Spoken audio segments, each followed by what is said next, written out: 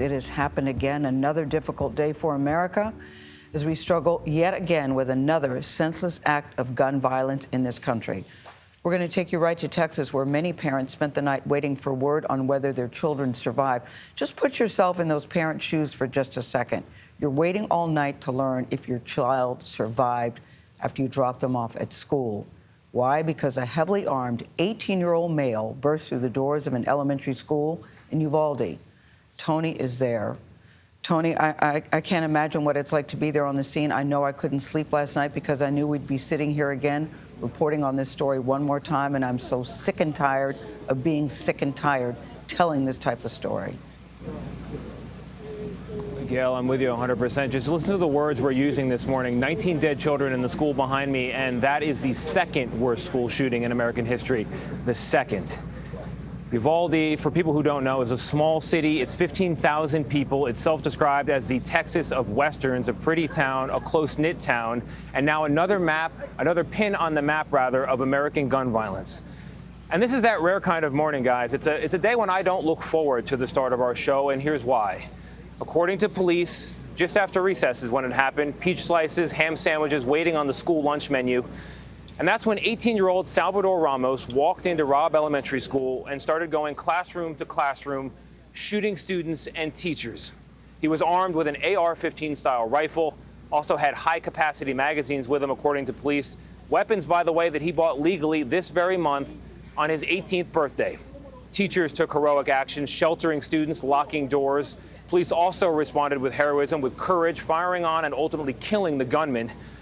But not before he carried out the deadliest school shooting in America since that last one, the Sandy Hook massacre, the one that made us all say never again.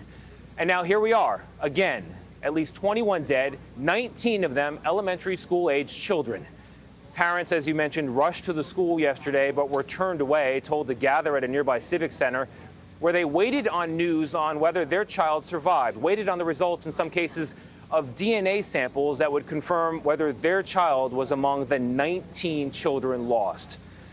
President Biden addressed the nation last night, taking all this in, calling on Congress to turn our national sorrow into action. And how many scores of little children who witnessed what happened see their friends die as if they're on a battlefield, for God's sake? Where in God's name is our backbone to have the courage to deal with it and stand up to the lobbies? We're going to have much more on Washington and the action or inaction there. But for now, let's stay in Uvalde with Janet Shamlian, who's been here talking to people. Janet, what are they telling you? This is a community that is shattered, Tony. It is broken. And for the most part, people haven't really been able to comprehend it yet. It's just too fresh. Last night, this community, the houses of worship, they opened their doors, and the people of Uvalde walked through them, sharing unimaginable grief and looking for some answers, of which there were few. The shooter charged through the doors of Uvalde's Robb Elementary School, opening fire just after 11:30. Armed, law enforcement says, with an AR-15 assault rifle, high-capacity magazines, and a handgun. Before the attack, police say, the 18-year-old shot his grandmother. Conflicting reports this morning on her condition. The gunman then crashed his car near the school before going in. One official saying he shot at whoever was in his way. His victims, 2nd, 3rd, and 4th graders, and their teachers. Numerous agencies swarmed the school, engaging in a shootout with the gunman, who was hiding behind a barricade. He was shot and killed after injuring several officers. In the aftermath, grief-stricken parents, desperate to be reunited with their children, were faced with scenes of chaos.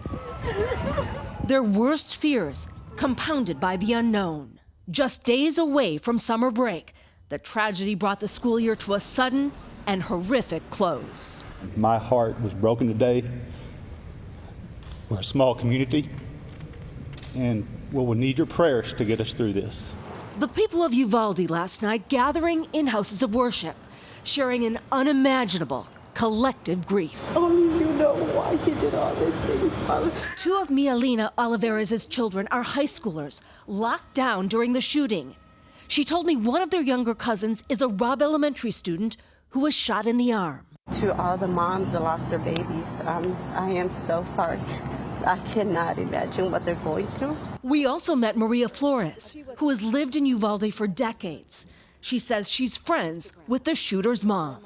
I've been hearing that he was being bullied since he was a little boy, you know. But we don't know really exactly why this thing happened. You think of these things as happening somewhere else.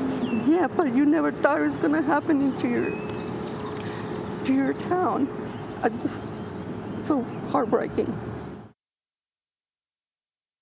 Heartbreaking indeed, and a distinction this city does not want. Now the deadliest school shooting since the Sandy Hook massacre, and it's just hard to imagine, Tony, what families are waking up to this morning after getting notice last night and overnight. You're a parent, I'm a parent, I have a 10-year-old, a 4th grader. It's hard to get through this morning. Janet, thank you very much.